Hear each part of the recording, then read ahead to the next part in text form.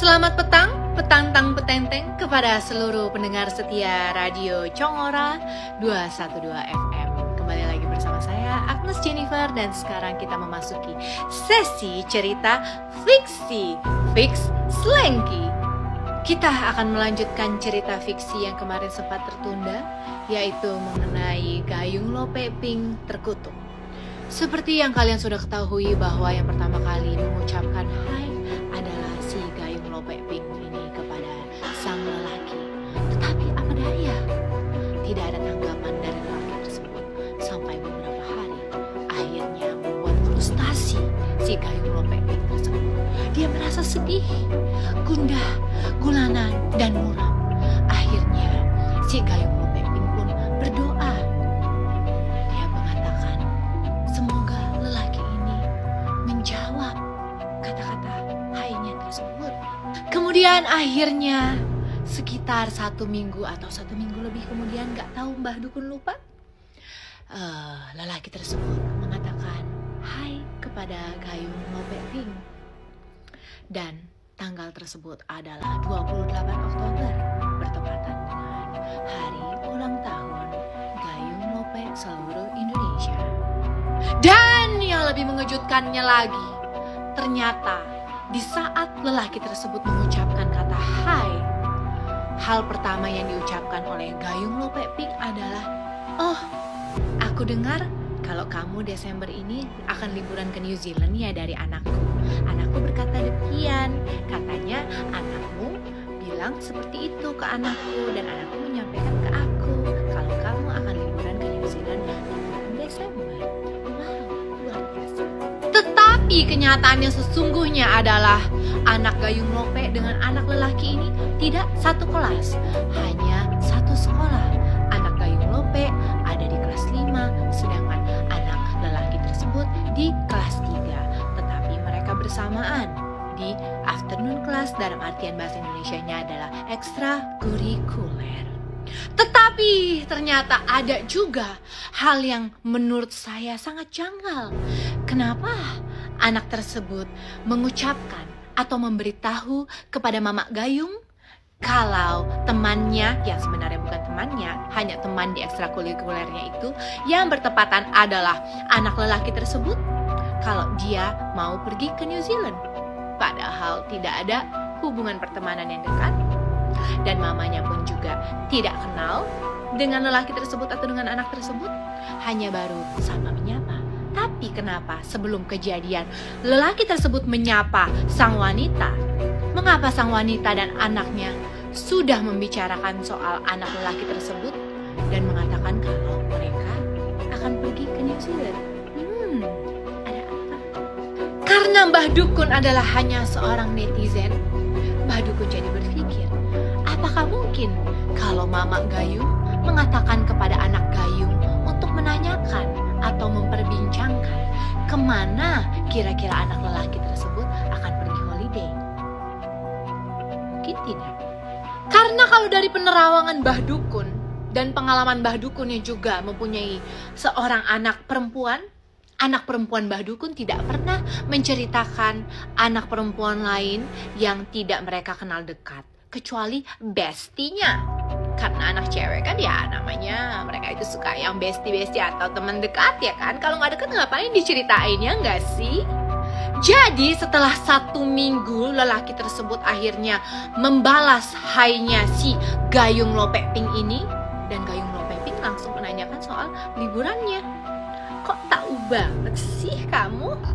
Lalu kemudian Gayung Lope Pink dengan memberanikan dirinya di saat hari sebelum dia berangkat pergi ke New Zealand, dia menanyakan nomor handphone kepada lelaki tersebut. Dia meminta nomor handphone lelaki tersebut. Dan mulai sejak saat itu mereka kontekan dan juga chatting-chattingan. Dan memang menurut penerawangan Mbah Dukun, kalau lelaki tersebut memang sempat menanyakan kepada istrinya yang dipenuhi oleh curahan Roh Kudus tersebut, di manakah mereka akan tinggal, hotel-hotel apakah yang mereka akan tinggal selama mereka ada di New Zealand. Dan dengan polosnya, istri yang dicurahi oleh Roh Kudus tersebut juga memberitahukan kepada sang suami, karena itu merupakan hal yang biasa untuk ditanyakan oleh suami kepada istrinya di manakah mereka akan tinggal, bukan? Ya. Jadi, di saat lelaki tersebut mengetahui kalau Gayung Lo Pek Ping juga menginap di hotel yang sama, dia sempat bingung. Kok bisa ada di hotel yang sama? Dan ternyata setelah percintaan tersebut sudah diketahui oleh istri sang lelaki yang dipenuhi oleh curahan Roh Kudus tersebut, sang istri yang dipenuhi oleh curahan Roh Kudus tersebut sudah diberitahukan oleh intel bawah tanah dan juga alam bawah sadarnya kalau ternyata katanya wanita Gayung Lo Pek tersebut meninggalkan staf suaminya di hotel lain dan dia kabur sejauh 80 km dari hotelnya ke hotel lain dan menginap di hotel lain dan supaya tidak ketahuan. Kemudian istri sah yang dipenuhi oleh curahan Roh Kudus tersebut mengkonfirmasi kepada sang suami, apakah betul kalau si Gayung Lo Pek Ping ini pindah dari pengawal yang dikirim oleh suaminya untuk pindah di hotel lain. Apakah betul? Lalu lelaki tersebut mengatakan, ya, kalau si Gayung Lo Pek Ping ini sempat mengatakan kepada dia kalau drivernya ada di hotel lain, bukan di hotel yang sama. Tetapi dia tidak menyebut pengawal. Jadi sebetulnya itu pengawal atau driver atau selingkuhan lain. Jadi kesimpulannya apa guys? Badukun binun.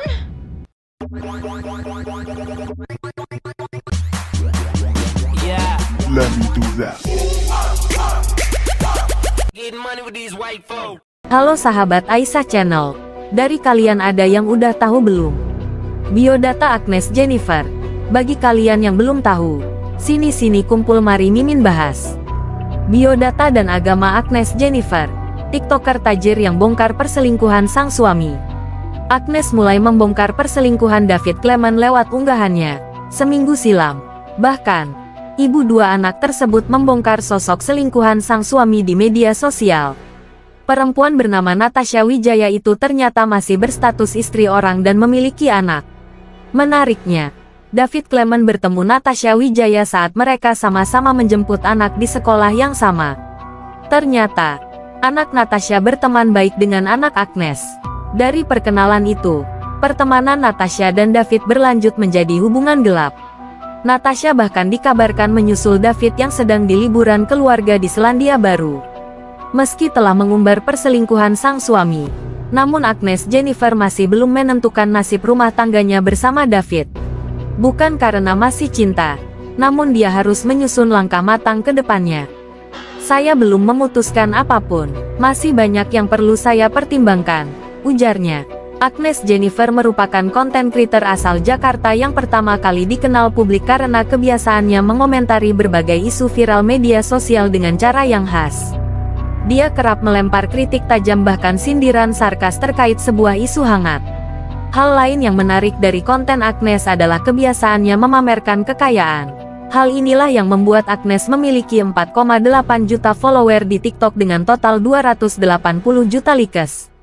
Sementara di Instagram, akun Agnes _Jennifer memiliki 1,4 juta follower.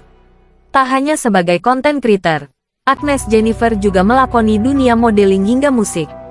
Dia pernah merilis single berjudul Mengemis Padaku di tahun 2022. Agnes Jennifer tak menutupi fakta bahwa dirinya lahir dari keluarga berada.